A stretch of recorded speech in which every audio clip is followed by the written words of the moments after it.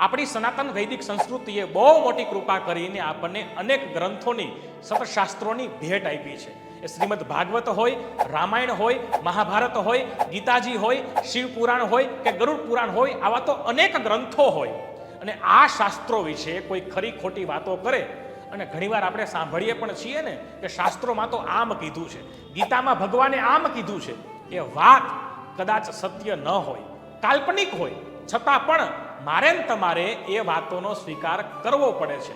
એટલા માટે સ્વીકાર કરવો પડે છે કારણ કે આપણને પણ આપણા શાસ્ત્રોનો અભ્યાસ નથી હોતો. આમાં આપણો કોઈનો દોષ નથી, કારણ કે સમય સમયનું કામ કરતો હોય છે.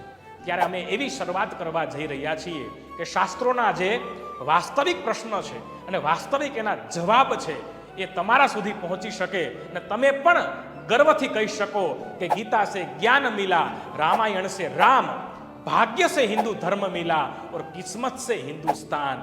त्यारे आ नवी शुभ शुरुआत में आप सौनो साथ सहकार मળી રહે એવી આશા સાથે જય શ્રી કૃષ્ણ, ધન્યવાદ।